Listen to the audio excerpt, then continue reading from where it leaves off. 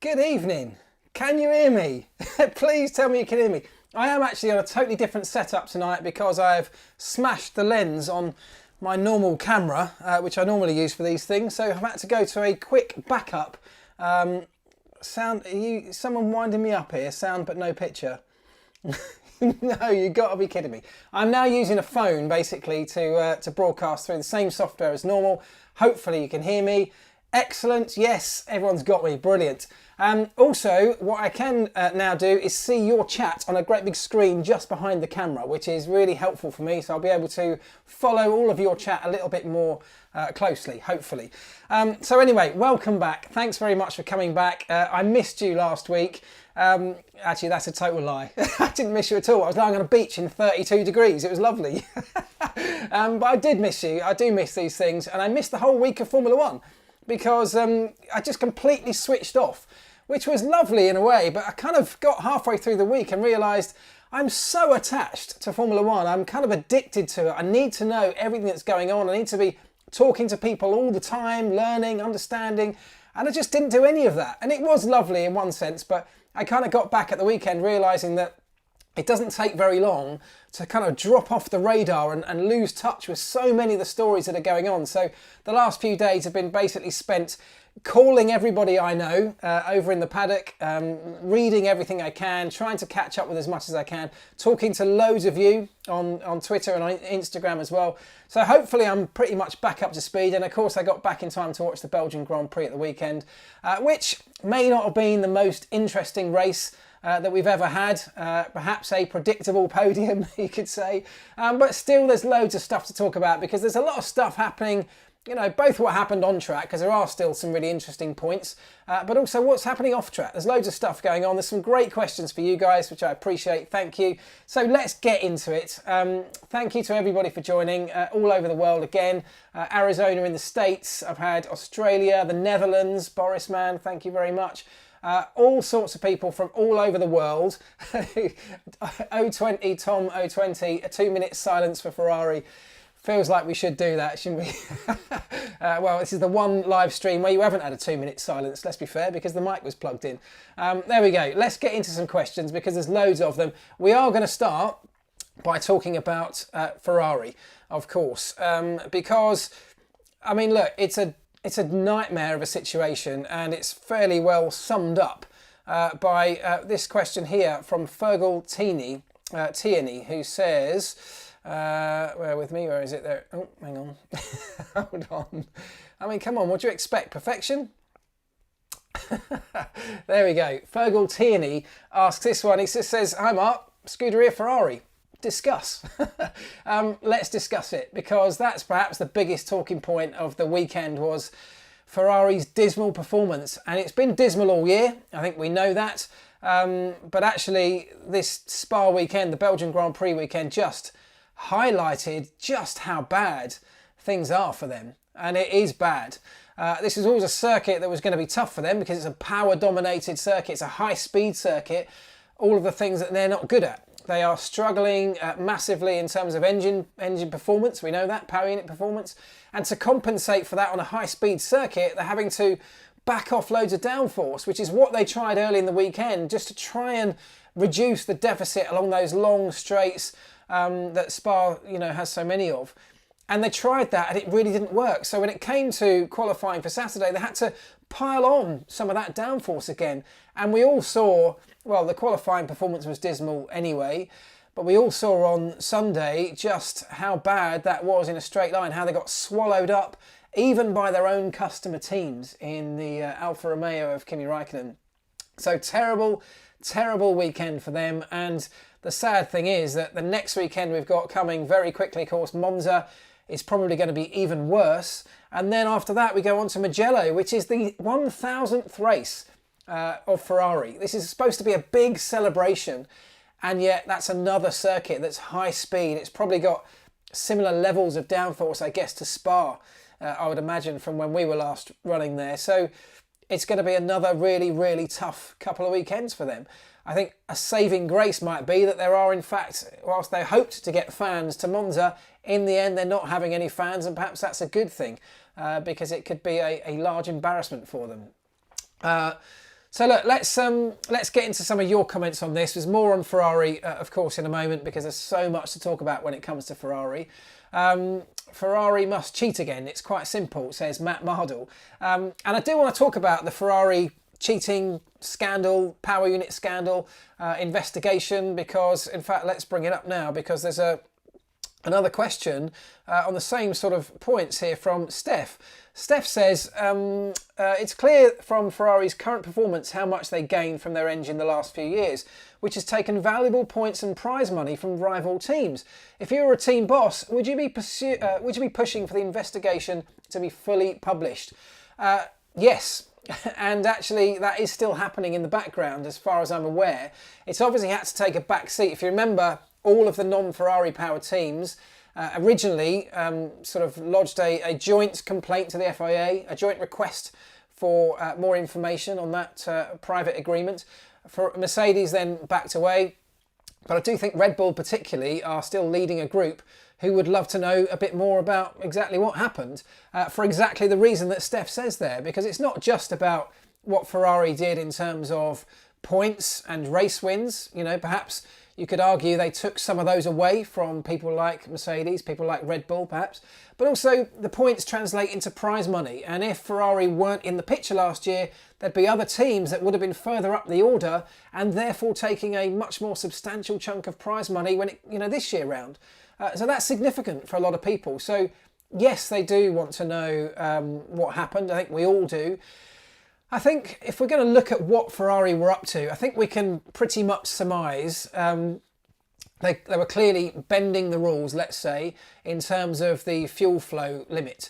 And what's the biggest kind of guess that most people seem to think happened there was they were circumnavigating somehow the fuel flow sensor, so allowing more fuel to be passed through the sensor, but then collected in excess fuel line, if you like. So a long fuel hose that might have been buried around the chassis that then could have been, once it was past the fuel flow sensor, could then have been delivered into the engine for their party mode, for their high power modes, when they needed a push for overtake, when they needed an in-lap and out-lap, a qualifying mode, exiting a corner onto a long straight, deliver a bit more fuel in that was being stored in these long lines, and therefore get a bit more power. That's the theory. And of course, nobody can actually prove that, because even the FIA say after their investigation, they couldn't prove it either.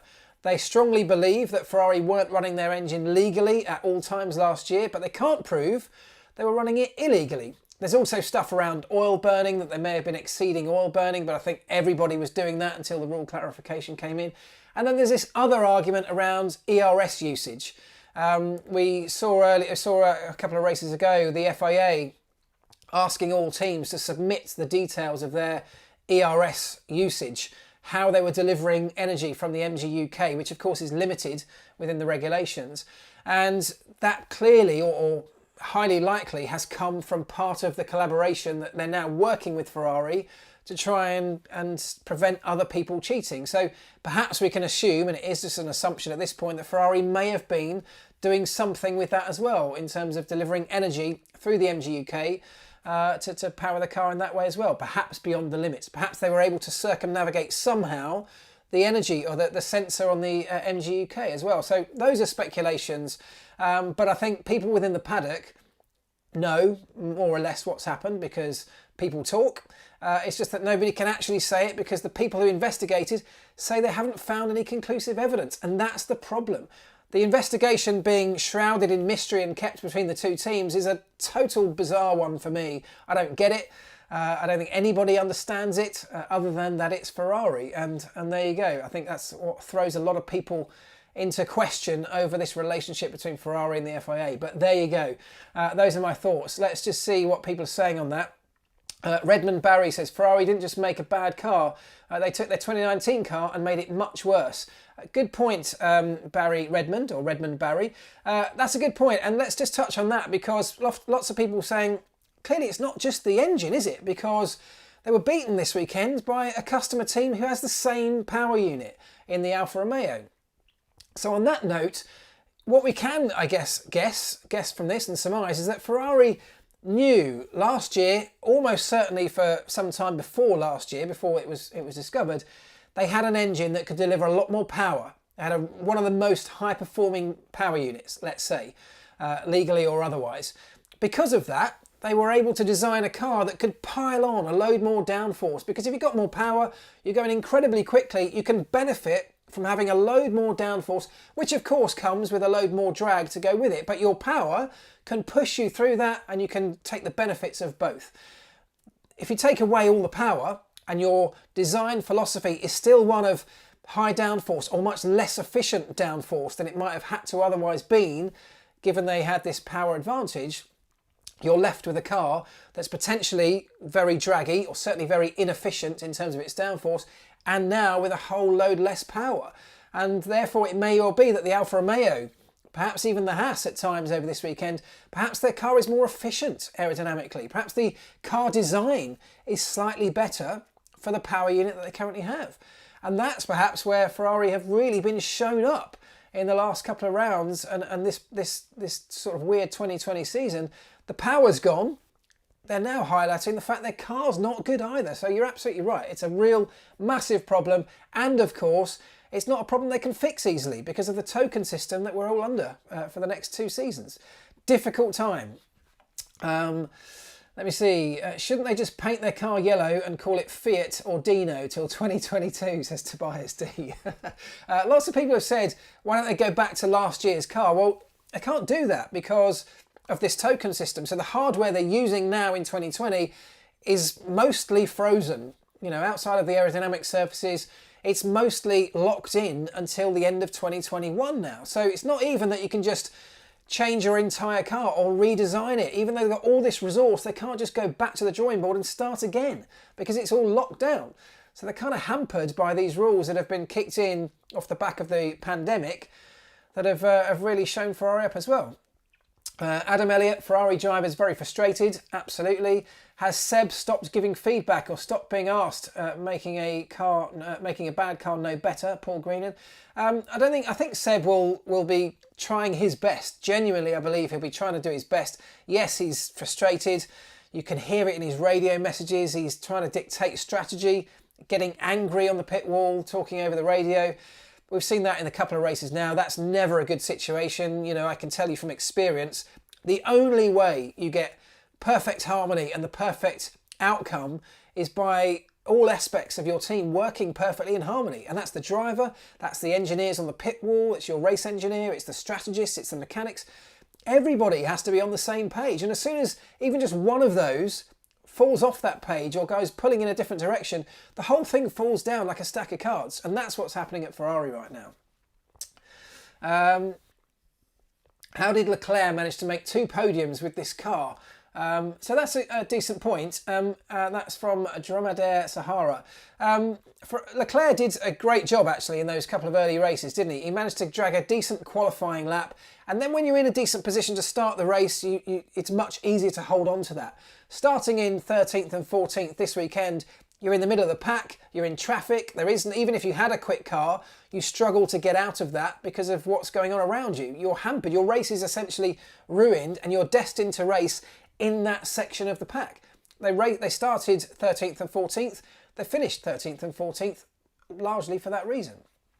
But Leclerc did do a great job in the early part of the season getting the best out of this car on certain occasions on certain tracks, whereas Sebastian was struggling, a lot more with the car, wasn't he? Rob 330i, do you think Seb will leave before the season ends? I don't think that. I questioned it myself because things have not looked great, but I don't think he'll walk away. I think he's a man of pride. I still think he wants to have more time within Formula One probably, and therefore walking away from a team just looks petulant. It doesn't give a good image. It's not good for him and his future. And I just think his pride more than anything else will make him see the contract out and see the season out. Doesn't want to be seen as a bad loser. John Bumpy Tump says, woo, live Elvis, my first live show. Love your work. Thanks, man. Thanks for joining. Why have Mercedes backed off? Are they cheating this year and don't want to say anything in case they get investigated? Dylan Wheater. Right, here's a good point. I haven't got a question on this particularly, but there's one from Dylan, so let's pick up on that. Dylan's talking about Mercedes backing off. So first of all, have Mercedes backed off? Yes, I believe that they have at certain times. For example, in Spain, they didn't use their high power modes. simply because they didn't need to in qualifying. They had so much of a pace advantage. There's no point. Using the higher power modes increases the damage on your engine, essentially lessens the lifespan of your engine, so you only use it when you really have to. Now for most people, Q3 is when you need it to get to the front or to get a couple of places further up. Mercedes had such a pace advantage in their car anyway, and there's literally nobody challenging them. They didn't need to use it. So I do also believe though, Dylan, that Mercedes probably have backed off just a little bit. It makes sense. I would do the same if I was in their position, because already we're seeing the FIA and the governing body trying to step in to close the gap, to peg them back. That's absolutely what they will do. Mercedes don't need to be a second down the road in qualifying.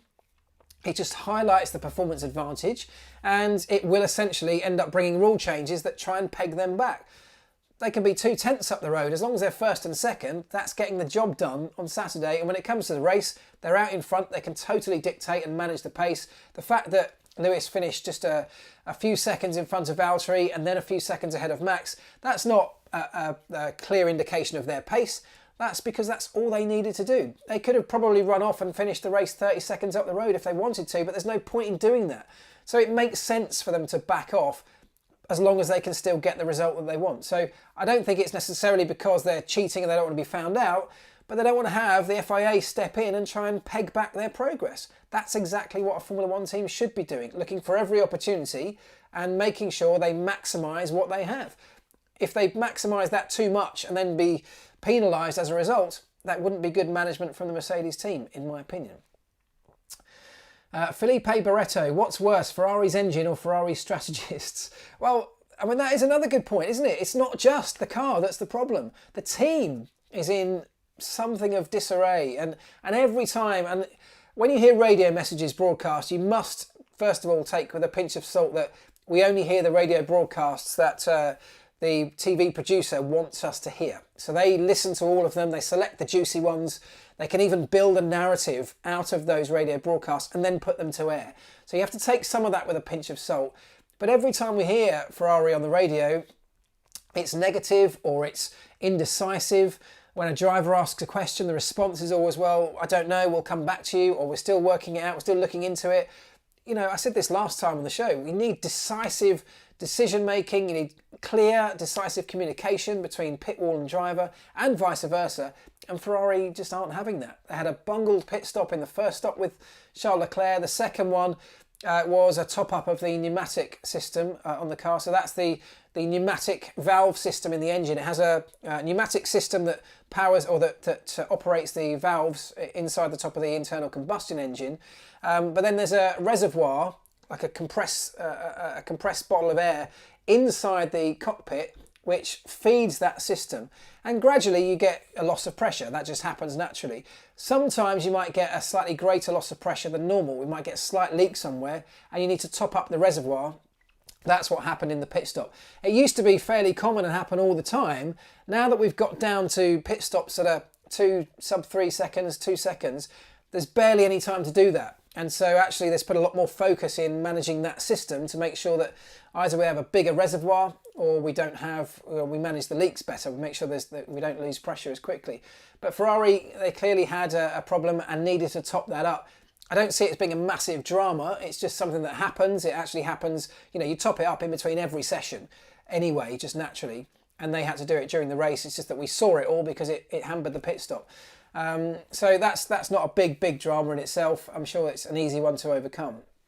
Rob Graham, I've never seen topping up air. Well, as I say, it doesn't happen that often today. It does happen all the time, but it happens in the garage. It doesn't happen that often in the race today because of the sub 2 second pit stops, but it did used to happen as a regular occurrence. Even when I was doing it in my day, it used to be almost a regular part of a number of, once a race perhaps, once every other race we'd have to do it just in a pit stop. There we've got here. If Verstappen is a once in a lifetime driver, why does Albon get so much heat for not matching him? There are many other number 2 drivers that are further away from this time illusion. Matthew Bell. Good point. Let's talk about Red Bull. Let's move it on. Verstappen, once in a lifetime driver. Yeah, I'd say that's probably fair. well, once in a lifetime. He's part of that group of drivers, isn't he, that are excelling. The Lewis Hamiltons, the Max Verstappens, maybe the Charles Leclaire. I would say maybe not yet, but perhaps he's got potential to do that. And I'm sure others on the way through. But he is a very special driver, Max. So why is Alex getting a bit of stick for not being able to match him? Well, because what Max is doing is showing what the potential of the car is. They know at Red Bull that that car is capable of doing what Max is doing with it. And they want and obviously expect another driver. Supposedly these are the best drivers in the world. They want one of them in their car to be able to match what Max is doing. That's what they need to happen, as Lewis Hamilton touched on after the race on Sunday. So that's why he's getting stick. But I have to say I'm quite pleased with the way that Red Bull are managing this time around, because they are, at least at this point, giving him a lot of support. And I think that Red Bull's a really tricky car to drive. I think it must have some unique handling characteristics, partly because of the extremely high rake on the car. The way that produces downforce at different speeds around the circuit is very different to, let's say, the Mercedes, which is a much more sort of neutral car. Max clearly has a very good handle on how to get the best out of that. Daniel Ricciardo did as well. But Danny Kvyat hasn't, Pierre Gasly hasn't, and now Alex Albon is struggling, although improving. And the fact that he's getting support can only be a good thing. They have to do that, because otherwise what they do, keep churning through drivers, which isn't helping any of the drivers, and it isn't helping the team either. Because they all feel so much pressure when they come into that team. So I'm pleased with the way that Red Bull are handling it. I'm pleased with the way that Alex is handling it. And I hope the two can just kind of get it right before we get too far down the road. Let me see. Is it possible that Sainz has team performance exit clauses in his Ferrari contract? Alex Costas. Yeah, probably. I think most drivers, certainly in the top half of the grid, have exit clauses based on team performance. That's quite a good point. But I also think that that Carlos Sainz is not going there for a quick buck. He's not going there for a quick buck. He's not going there for a quick success. He doesn't want to smash and grab on a championship and get out. He's going there because he wants to further his career. He's got a long career still ahead of him. And Ferrari, although they're struggling now, they will be back. They will undoubtedly be back. 2022 is a next opportunity. They obviously need to do some work with the engine. And then 2025, we've got a whole brand new power unit by that point anyway. So I do think that there's opportunities that Ferrari will, with the resource they have, with the people they have, they should be able to come good. And that's what Carlos Sainz will be looking at into the future, not just 2021, probably not even just 2022, but he's hoping for a long career at that team where he can grow as the team grows. It might not actually be a bad time for Carlos coming in, although it will take a lot of pain next year. It may not be a bad time to come into a team like Ferrari where the pressure could be so great. Let me see. Thoughts on Gasly and the road ahead for him.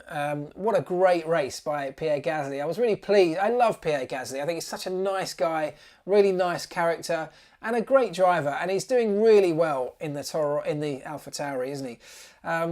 I kind of hope for him they don't bump him back up into the Red Bull, because he's actually excelling in the car that he's in, which is what he was doing, of course, before he got bumped up into the Red Bull last time. And now he's come back, he's found his feet again, whether it's the pressure or the car, he's found something that really works. So the future for him, I don't know. As I think Carlos Sainz has shown, there can be a bright future outside of the Red Bull program. Of course, it offers huge opportunity, but he's doing all the right things. He's putting in great performance after great performance. Lots of other teams will be looking at him. I've no idea what length of contract he's on, but there could be life after Red Bull for Pierre Gasly. Right, Alex Costas. Why are wheel tethers failing lately? Now that is a good question, and a similar one came in from John Reed. What, another loose wheel? That's a good point, and I don't think it's necessarily that the wheel tethers are failing. I haven't seen, I've searched all afternoon today looking for a real close-up picture of the detached wheel and assembly, suspension assembly from Giovinazzi's car that, of course, was hit. Oh, hello, my light's gone off. There you go, that's better. But I haven't managed to find one that's close enough or high-res enough to let me see exactly what broke. You talk about wheel tethers breaking and failing. More often than not, it's not actually the tether that fails. That does happen because they can get twisted and they can get sheared with components that fail on the car. Of course, wishbones slicing through them, wheels clattering into walls. They can break, but they're incredibly strong, and much more often than that, it's whatever the wheel tether is connected to that breaks. So at one end, they are bolted into the chassis. Now that chassis is incredibly strong, almost never pulls out of the chassis, although I have seen it happen. Much more common is at the other end, they're attached to the upright, and the uprights in a high impact crash, they do break. You know, they absolutely break. They are metallic, they do fracture, they break, and the element that the tether goes into, whilst the tether often maintains its integrity, the upright itself can shatter to pieces, and therefore it can disconnect. So I don't know what happened on the weekend. There are some incidents that you just simply cannot prevent a wheel coming off. But what they do often do, even when they detach, is take a lot of that energy out before it comes off. If you think back to the days gone by pre-tether, the wheel would disappear off with a huge amount of energy, catapult off. We've seen them go into crowds, we've seen them go into other cars. In fact, one of the saddest days of my career, and actually many of you will not know this, but when I left McLaren, I actually spent a season as team manager at the old Formula 2 Championship. And there was a day at Brands Hatch, which is the saddest day of my career totally, where I was having a conversation with a driver as team manager about some legality issues as he was getting strapped into a car. And that driver never came back. That was Henry Surtees, and he was killed as a bouncing wheel bounced across the track and collided with his unprotected crash helmet. Of course, no halo back then. And he never came back. And from that day forward, that's why I'm such a fan, such a supporter of, first of all, the halo, and secondly, the tethers, the increased tether safety that we have now today. So I think Formula One will look at it. Of course, they'll look at it. They always look at everything like this. I'm sure they're already looking into it. But actually, you know, tethers are doing a great job 9 times out of 10, and there are always going to be some where you can't. And in those instances, as long as you can minimise the energy going through that wheel or that upright as it detaches, if it is going to detach, you've done often as good as you can do. Now, we've got 2 tethers on every wheel at the moment. Could we increase it to 3? Possibly, but you've still got the problem of having to attach that somewhere to the upright and somewhere to the chassis, and in some impacts there is still vulnerability at either end. So there you go. That's my take on the wheel tether thing. I think it's a very serious thing. As I say, Formula One are very good at looking into safety things and making changes off the back of it. We know that, and I'm sure they'll be doing that right now. So there we go. Why wasn't there a red flag, Carola Roo? That's a good point as well. I think it could have very easily been a red flag situation. The safety car got out there pretty quickly, and Michael Massey says the safety car, and of course they take feedback from the safety car. As the safety car went through the debris for the first time, he says there was a clear enough line to get a train of Formula One cars through.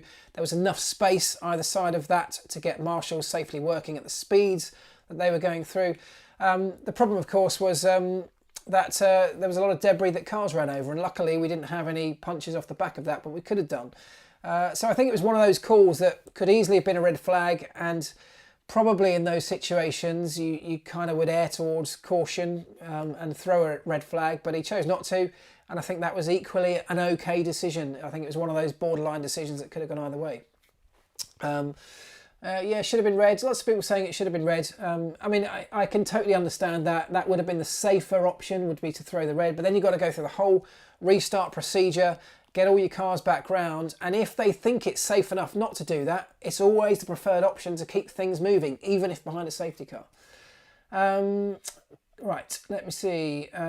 Could the teams be hiding oil in the water bottles? Do the FIA check the water bottles? I mean, could they? I think you'd probably know if the line out of the water bottle went into the engine. I think that would be a giveaway rather than into the driver's crash helmet. So I mean, yeah, there's always ways to cheat. If a team want to cheat, I mean, we've seen teams hiding fuel in secret fuel tanks, BAR. A few years ago, we've seen all sorts of things going on in the past. So yes, it's possible. I mean, we think Ferrari were hiding fuel in extended fuel lines around the car last year. So yes, it's possible. But I think I hope that we've thrown such a spotlight onto fuel and oil burning and those kind of things in recent months that probably most people would steer well clear of that if they got any sense. What else have we got here? Do you think Lewis will do one season with the new regs and then retire? From Scott. I think he'll definitely do a season with the new regs, of course. He says he's got 3 years left in him, hasn't he? So that'll be 2021, 2022, and then 2023, I guess. Unless that was before this season, I think, wasn't it? So maybe he could retire at the end of 2022. I think he's about to sign a 3-year contract, if we believe the hype. I guess it depends what 2022 goes like. If Mercedes have a great car and he's winning again, if he's dominating or at least got the chance to win a championship, he's a fighter, he'll want to go on, he says, and he looks like he's in the best form of his career, which is terrifying for everyone else because, he's almost 36 years old. So I think it will depend on results. If all of a sudden he's not near the front and not able to fight for more records and championships and wins, he'll probably walk. He has a new 3-year contract, yeah. IndyCar screen is more elegant, says Knight20102. The IndyCar screen. All right, let's talk about that in terms of the wheel tethers, because when that wheel came off, and of course George Russell hit it at great speed and had nowhere to go, that was very lucky that it hit the car where it did. If it had been bouncing, as I just said, we've seen horrific outcomes to those kind of incidents in the past. The halo obviously would have been a great help. I actually thought at the time, thinking about the aero screen, when you've got a wheel and an upright with bits of suspension hanging off it, perhaps the aero screen in that type of situation offers more protection, doesn't it? Because nothing can go through the gaps in the halo. So that was quite a good point, actually, in that type of incident may well be better protected by an aero screen. I actually think that, it would have been incredibly unlucky to have an incident like that the halo didn't protect against, but it's always a possibility. So yeah, I think the aero screen is definitely something that offers a different type of protection. It may come with other downsides that I don't yet know in terms of visibility and rain and oil on the screen. I don't know enough about it, to be honest, in that sense, to know how well it works in all conditions. But there you go. I think it's something that I'm sure people, again, will be looking at. Do you see Merck domination continuing with new regs? So, I mean, there's no reason that it wouldn't. And the reason I say that is 2022, bit of a reset in that it gives everyone a great opportunity. But actually, it'll still be the teams that have the best people, that have the best resources, the best facilities, and the most experience in succeeding that will do well. And of course, at the moment, that's Mercedes without any shadow of a doubt. So you've got to say they'll still be in the prime seat to do well. But if they don't maximise what opportunities there are with those regs, somebody else may well do it. And it doesn't take a lot for the order to change at the top. So yes, they're in a good place to do it, but it's not guaranteed. Let me see. The only problem they had, Cosmos 2017, the aero screen has some overheating issues, I believe, from IndyCar drivers' reports. There's just not enough airflow into the cockpit. But I think that's an easy one to overcome with ducting or whatever else. So there must be ways around that. I mean, we've got a paddock full of the world's best aerodynamicists. We can easily overcome that one if that was the only problem. Let me see. Thoughts on going back to Istanbul and also the Bahrain Outer Circuit, Adanus 12. Istanbul, I'm very excited about. I used to love going there, love the city. I always loved hanging out there, in a social sense, because I think it's a really interesting place. The circuit is just brilliant. I love the circuit. I think it threw up some great races. It has that incredible, it's turn 8, isn't it? The one that just goes on forever, which no other circuit has been able to replicate in quite the same way. So I think there's loads of great stuff about going to Istanbul. I can't wait to see this level of Formula One car, the fastest Formula One cars ever, going around that circuit. I think will be spectacular. And then the Bahrain Outer Circuit, well, I'm really intrigued. It's going to be one of the very final races. It's going to be an incredibly tough race on power units when the power units are all coming towards the end of their lifespan. And of course, everyone will factor that in, but even so. It's going to be a massive test of the cars like no other. It's going to be another one that Ferrari are going to be hideously in trouble with based on current performance. But I always like to see something different being thrown in. I'm not sure it's going to provide the best racing. I mean, there's loads of long straights to out-drag each other, but I'm not sure we're going to get the best wheel-to-wheel racing. But, you know, I don't always mind that. I like a season where we've got a mix of different challenges, from a Monaco, where it's mostly all about qualifying, and that's where the focus is on getting the ultimate lap around Monaco on a Saturday. The weekend focus is on that part of the weekend. Other races, it's all about Sunday, delivering great races, and I think that's going to be a really interesting one that's going to throw some new challenges in, and it's going to be interesting to see how people deal with it. It's likely that you know, Mercedes. Actually, it's going to be the teams that are doing very well in places like Monza, which won't be Ferrari, of course. It will likely be Mercedes, but Mercedes actually have struggled on lower downforce circuits to some extent, so they've got some work to do by then. But even so, I think it's going to be really interesting. So yes, I'm looking forward to it. If the entire field were put into identical GT4s, say a Porsche Cayman, who do you expect to do well in a race? That is one of those impossible questions to answer. Not because I can't, well, yes, because I can't judge the pecking order of drivers. The reason I can't judge the pecking order is that you'd have to give them all those cars and then let them do a whole bunch of testing to work it out, to get the best setup, to learn how to drive it. Some may have already driven cars like that, some may not. So that's how you decide who's best, is you put them all in the same car over an extended period, give them the same tools, opportunities, and then we see who comes out best. Throwing them all into one car just on a weekend to try to give it a go, a little bit like when you saw them all thrown into the virtual racing, doesn't necessarily give you the best driver, because some struggle to get used to it in the same way, others have got habits that they can't get out of in the same way. So it's an impossible question to answer. Having said that, I'd love to see it happen. Kimi would win, says Josh Smith. I don't know, I had no idea who would win, but I'd love to see it. What else? I'll tell you what, let me move on, because I have got another couple of good questions here. This one I've mostly put in because of Kiki's Twitter handle. Kiki asks Elvis. Thanks, mate, for creating that, presumably just for this show. Love it. But his question's a good one. Do you think Haas could potentially be looking at changing their engine supply for 2022? Not an easy task, I'm sure. Love your work. Thank you very much, Kiki. I appreciate that. And it's a good question. And actually, you're not the only one to ask it, because also Ben says, would Haas benefit from a switch to Honda power? Is it even possible? I know they got a lot of parts from Ferrari, but they haven't exactly done all of that well, even when Ferrari were good. So the question is, could Haas start to look for a new engine partner? Yes, they could.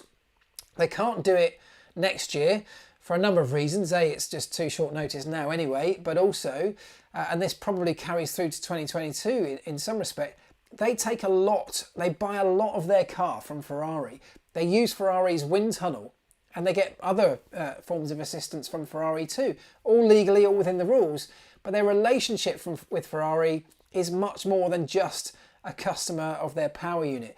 So if they wanted to switch power units, and that may well be a serious consideration if Ferrari can't find a way out of the problem they're in, because who wants to be stuck with a power unit that's this bad for so long, they would have some serious, massive changes in their entire business model to look at.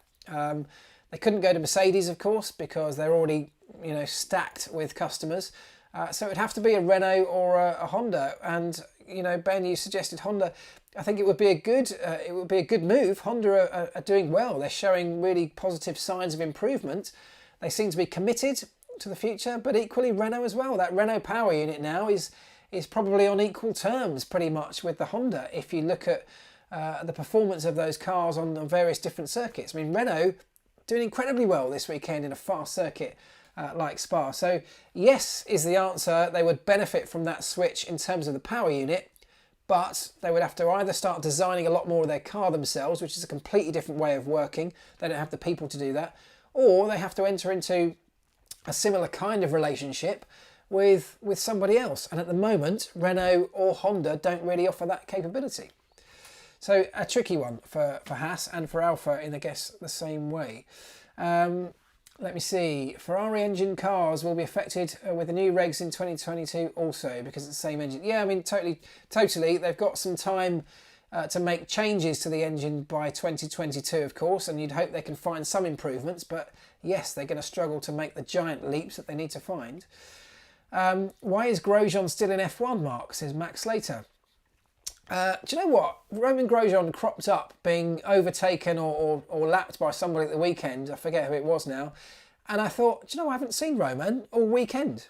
I haven't seen him on the TV all weekend. He's been anonymous. And that's not necessarily just a reflection of his performance, but the Haas cars were nowhere, as were all of the Ferrari-powered cars, so they didn't get much coverage. But Romain Grosjean, I firmly believe, is rapidly approaching the end of his career, and that could be the end of this season. In fact, I think it will be the end of this season. My feeling is that I think Hülkenberg may well, he wants back on the grid. Does he want to come back in a Haas car with a Ferrari engine that it's got? I don't know. But I think from the team's perspective, he might be a better option than Romain Grosjean. There's also the possibility of the Vettel moving to Racing Points switch and then Perez having to find another seat, although I suspect that may be starting to disappear, that whole story. We shall see. But I think there's a couple of reasons why Romain Grosjean may well find himself out of a seat at the end of this season. So I think we could be coming towards the end of it. Hulk to Haas, yeah, I think it could well happen, Rob Graham.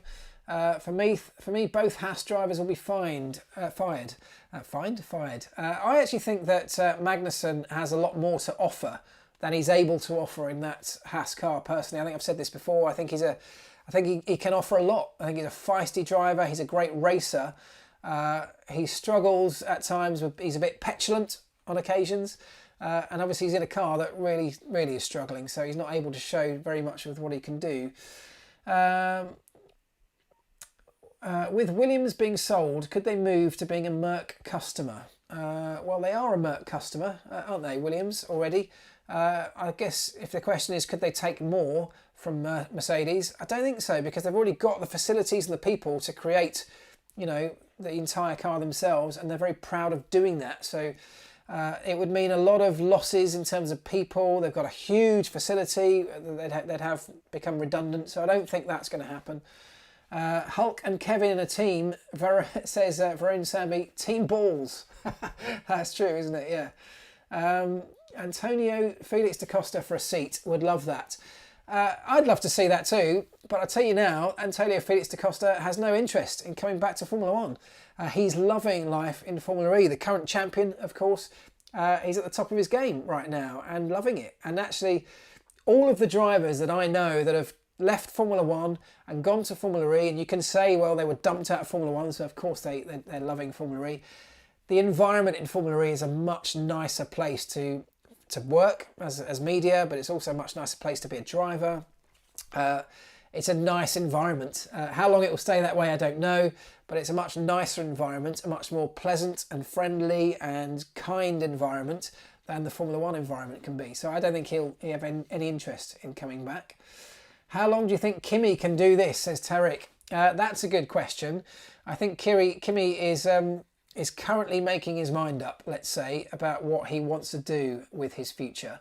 Because, I mean, yes, it's not the most enjoyable situation, is it, to be driving around the back? But I think we'll know, let's say, we'll know more about Kimi's future pretty soon. Let's leave it at that. Ferrari will drop Giovinazzi. Terrible mistake from Giovinazzi at the weekend. It was a real amateur mistake, wasn't it, on Sunday? Lost it all on his own at a part of the circuit, in the dry, at a part of the circuit where we just shouldn't be losing it. It was literally seemed like a basic error, and the consequence was obviously pretty severe, not just for him in the end. He can't make too many more, but I have to say, other than that, his performance when he gets it right has been good. So I don't think it's, let's ditch him. I think he needs to iron out the mistakes, but he's got some performance in him, which it'd be great if we can unlock, or they can unlock. Let me see. Giovinazzi ran out of talent. He did on Sunday, yes. Who's going to fill the AlphaTauri seats, says haha. That's a good question, and I don't know the answer to it, because Red Bull have a problem right now with their driver program, don't they? They've got a couple of good drivers on the way through, but are they ready for Formula One? I don't know. And are they standout enough?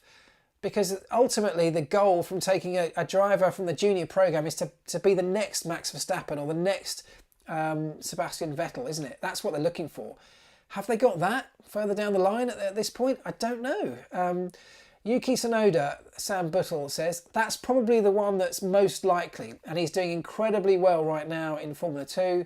I would say that he is most likely, but other than that, I'm not sure. And they've got a bit of a stalemate. There's a bit of the conveyor belt has got a bit of a kind of empty section on it, isn't it? Where nothing really that promising in my, and I don't mean any disrespect to any of these drivers, but there's no Max Verstappen sitting there waiting to take one of those seats that you'd be really excited about. So I don't know is the answer. What do you think? Honda wants a Japanese driver in F1. Yeah, they do. Do they have super licenses? I don't know the answer to which ones have super licenses at this point. Of course, they can continue earning points towards that as the season goes on, so we'll have to see at the end of the season, I guess. I'm not sure what the current status is. Does the Haas model work in Formula One? It seems they don't understand their car. Alex Costas.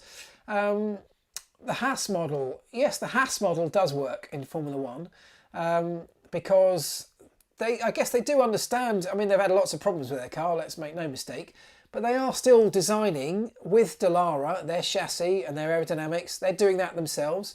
They're using the Ferrari wind tunnel.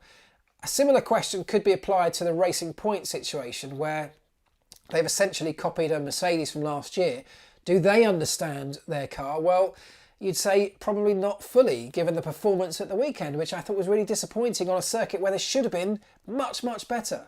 So they still don't necessarily fully understand that car. And that's maybe not a surprise when you haven't gone through the entire development process of conceiving these ideas, understanding why you've conceived those ideas, having a problem, coming up with that solution to that problem, which then develops into your current car. They haven't gone through that process. They've taken, copied and pasted someone else's ideas, and therefore the learning process shifts on by 6 months or so. They're learning now. Whereas if that car had grown out of their own design office, having faced a bunch of problems the year before that they were now trying to address, you learn a lot more about that car as you build it, as it grows. So they are a long way behind in terms of the understanding of that car, but they've got this year and they've got next year to get fully to grips with that. So I expect them to get better and better as the time goes on. Racing Point need clones of Hamilton and Bottas, says Varun Sami. Yeah, that might help. Maybe that's what they're missing. Latifi's maiden season thoughts at Leboa Maroan. Latifi, I think disappointing is the only way you could describe it. I don't want to be too harsh on him because it is very difficult to come into this season. This is different to any other, into a car that's the slowest on the grid, pretty much. With a teammate like George Russell, who's already got a year with that team under his belt, who's clearly ahead, you're going to be shown up to some extent. But I don't think he's shown enough promise anywhere along that learning process to say he's a star of the future, which you could say about George Russell at the same point last year in an even worse car. We were already looking at George Russell as having standout performances back then. I don't think we're seeing that from Latifi. So maybe he needs more time, and I think maybe we should give him more time. He's a brand new rookie, so let's see. But he hasn't jumped out at me yet as being a star of the future. Mr. Russell's wasted in Williams. Yeah, he is wasted at Williams, isn't he? But I do think we will see him in that Mercedes in 2022, and I think he'll do a great job. And I'm excited to see him in a Mercedes. I think that's the plan there. Russell split the Ferraris. He did, yeah, it's great. I mean, George Russell's been doing some really great stuff, and I'm really pleased. He's got his head down. He's not moaning about the car. He's accepted that he's there this year and next year, and he's just doing the best job he can, and he is doing a good job. Let me see. I'll tell you what. Let me see. I've got another question here. Oh, this is a good one. Right. Scott Lace asks this question about throttle pedals, because We're going to be talking as the weeks go on about the lack of party mode from Monza onwards. So Scott Lace says, can teams in between sessions play around with the throttle pedal travel length or the spring and damping configuration to reduce peak engine RPM to get around the new engine rules? And the answer to that is no. The new engine rules, or party mode rules, if you want to call them that, are not just about peak RPM. They're not even just about, they're not about how hard you press the throttle or how far you press the throttle. You can't get the same effect by just pushing the throttle a bit less. What you need is when you flick it into number 11, you turn your party mode on, your high power modes, it just gives you everything from every system on the car. So it advances the ignition to a point that would be unsustainable for long periods of time because, it would start to detonate, you build up massive amounts of heat. You get max revs, but you get max ERS, your energy recovery system, you get max fuel flow, you get basically everything, turbo boost, you get the whole lot in one go when you use your party mode. So it's not just about pushing the throttle a bit less and then saving that last bit of throttle travel to get maximum power. It's much more about how the power is delivered. You need maximum power in all sorts of areas of a lap. But it's just, when we get the ban on party modes coming in for Monza, it's just going to be about remapping the engine to have something that gives you maximum power, or the maximum power that you can sustain over a Saturday and Sunday. So that will be less maximum than the peak maximum we see on a Saturday afternoon. It'll be less than we see in the in laps and the first laps of the race. You think about Lewis and Valtteri on Sunday disappearing from Max, which was crucial to get away from Max in that first run onto the Kemmel Straight. And that's not a guaranteed thing. If he got into the slipstream, Max could have easily got into the slipstream and out-dragged them down that first straight. But because they were able to use their party mode for the opening lap of the Grand Prix, they had enough to just get clear and break away to break that toe. And that was crucial for them. Not that they wouldn't have won the race anyway, but that was a real bonus to be able to do that. So you can't do that from next time out. You've got to have an engine map or an engine mode that is sustainable over long periods. That means it's got to have less ignition advance. You can't build up temperatures to a point where you can't get rid of that heat quickly enough. Everything's got to be slightly leveled out from previously having a peak in qualifying. You've got to have a much more flat line right the way through. So that's what's basically going to happen. It's not going to dramatically change the order. It may well not even change the order at all, but it might help with things like the opening lap of the race, for example, or an in lap or an out lap, where Mercedes are able to just at the moment give it everything. And it's such a dramatic leap for Mercedes. Everybody does it, but the improvement that Mercedes have designed into their engine is much greater than that of, say, the Honda or the Renault. They're all doing it, just not to the same level. So it's going to be interesting to see what effect it has. I'm not sure it's going to be anything groundbreaking. I suspect we won't be talking about it for very long, is my thoughts on that. Let me see, exactly where was Lewis making up the extra half a second on Bottas? Same car, but just got more out of it, Fergaltini. I mean, he's just better, isn't he? We've got to say, I'm disappointed with Bottas again. It feels like he's given up. I mean, he hasn't given up, but that's what he feels like. He's not putting up a fight. He's got nothing in his locker that can answer Lewis Hamilton.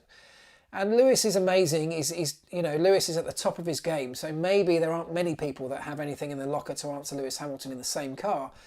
But I think if anybody needs to do something different to the way they've been doing everything so far, it's Valtteri Bottas. Whether that was a massive lunge that maybe even ended in a collision, maybe doing anything he could to upset or destabilise Lewis, that's what he needed to do, and he didn't do it. Lewis played a very smart game. Did you see him coming out of La Source on the opening lap? Just back off down the hill towards Eau Rouge. You can really clearly see it from the onboard. I saw it at the time. Lewis backed off with Bottas behind him so that Bottas then had nowhere to go. Bottas had to lift so that Lewis was able so that Bottas couldn't get a run on him coming up the hill through Radion onto the Kemmel Straight.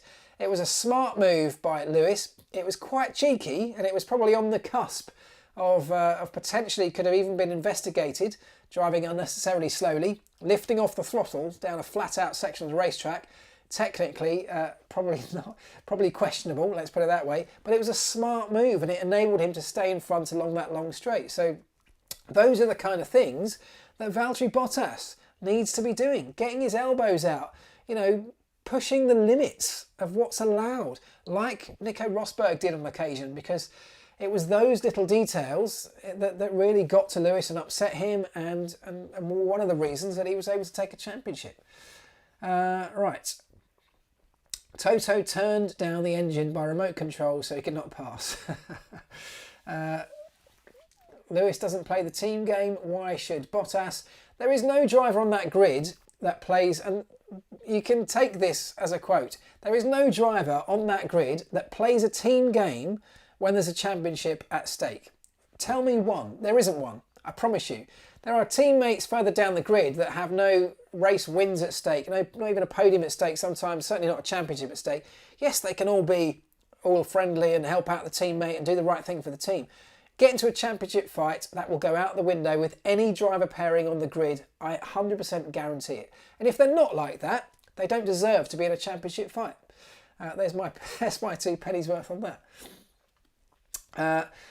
Bottas is a Mercedes PR robot, Giorgio Rapetti. So, look, Bottas is doing a great job for the team. He's doing exactly the job that Mercedes need him to do for the team, because in all honesty, and I've said this before, Mercedes don't want Valtteri Bottas getting in the way of Lewis Hamilton taking a 7th world title and then probably an 8th world title in a Mercedes, setting a record that may never be beaten ever in a Mercedes next year. Why do they want that record not to be set? Because Valtteri Bottas might want to get in the way of it. They don't want that. Now, I'm not saying they're hampering Valtteri. They don't need to, because Lewis has enough to be able to keep him at bay.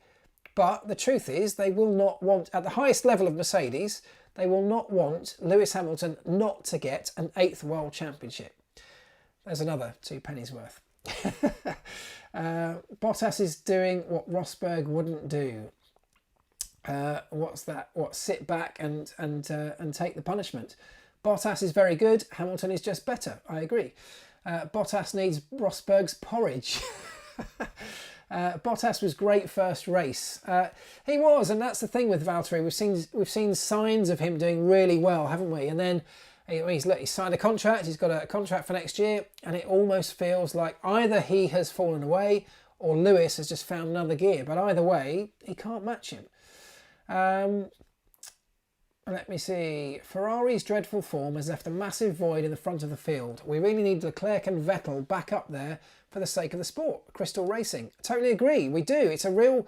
I don't like to see Ferrari struggling. It's always painful. I mean, when I was at McLaren for 10 years, Ferrari were our biggest nemesis. They were our arch rivals. In fact, it got nasty at times between the two teams. We hated each other.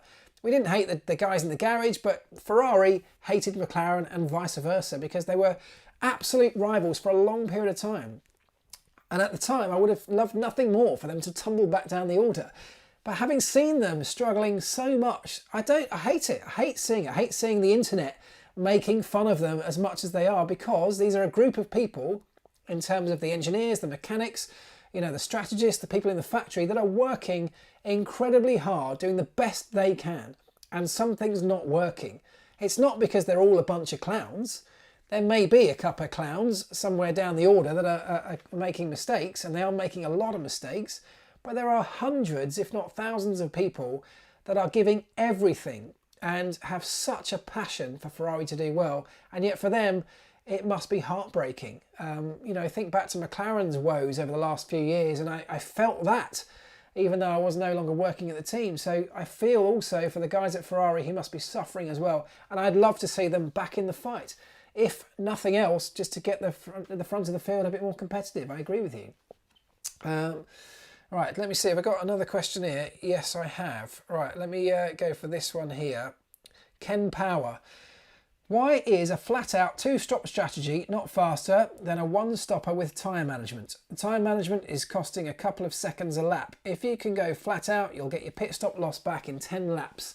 So there's a really simple answer to that, and that just to give that quickly, is that when you make a second stop, you fall back into the pack, and unless you can very quickly clear the traffic in front of you, which are not blue, back markers getting blue flags, they're people you're racing that may well be on a one-stopper, you'll get stuck in that situation for a large part of the race and lose way more time than you would lose, by making your pit stop.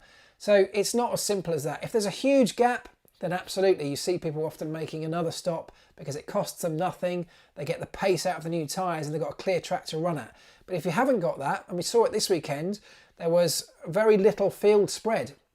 There were no gaps for the teams at the front. When you were looking at the timing sheets as the race goes on, I mean, I'm always looking, you know what the pit stop time loss is, and you're always looking down the timing screens to see where the gaps are, to see where each team would be looking to drop into. Well, there just weren't any this weekend because the field spread was so close. So that's one of the reasons we didn't see it particularly this weekend, but that's often the case, that it's very difficult to find a gap to clear traffic. But let's move on from that question and talk about two-stop strategies, because lots of other people said to me, why is it, because the race was quite a dull race on Sunday, why is it, and Lewis Hamilton even mentioned it as well, the one-stop races are often really quite dull. Not always, but often. Why can't we just do something about that? Well, we can if we want to. We can mandate that we have two stops, because we're already mandating the rules that everyone has to stop once. We say you have to use two types of tyre. So we could put in the rules that you have to stop twice. Or we could put into the rules that you have to use all three types of tyre on a Sunday. Those are easy sporting regulations that we could change if we want to, if there's a desire to do that and we get agreement from everybody to do it as well. We could do that. They haven't decided to do that. I don't know why Formula One, that's not something that Formula One have, as far as I'm aware, taken a serious enough look at to put it to the teams yet. But that is an answer. Oh, it's beer o'clock. Yeah. Thanks, Josh. I've just realised what the time is. 10 o'clock. How do we get here? Flies by when you're having this much fun. You lot telling me when it's beer o'clock. Yeah, that's a good point. So just to finish that point, there are definitely solutions to this. If we think this one-stop thing that Lewis Hamilton touched on is a real problem for Formula One moving forward, and let's not forget, we hope that 2022 will change a lot of this, in that the cars should be able to race a bit more and we're not in this procession where we can't get past. But tyre management, if that's a big deal, which it is, and this would also help Pirelli, of course, by this problem that they've got with tyres coming under excessive load with the faster cars.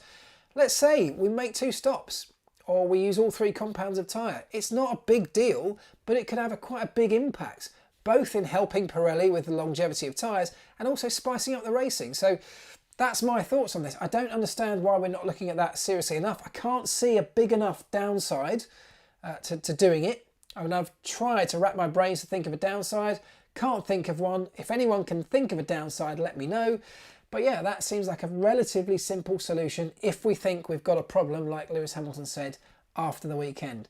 Right, Josh is absolutely right. It is beer o'clock. It is 10 o'clock. Thank you so much. I've really enjoyed it again. It's great to be back. Got quite a busy week this week, but I'm going to try and smash out some videos. So let me know any subjects you'd like me to pick up on, explain, give a little talking point, discuss. Shout me out, hit me up on Twitter or Instagram, and we'll be back next week following the Italian Grand Prix, which I can't wait for. Really looking forward to that one. So thanks again, guys. I will see you all very, very soon. Have a great week. Ta-da.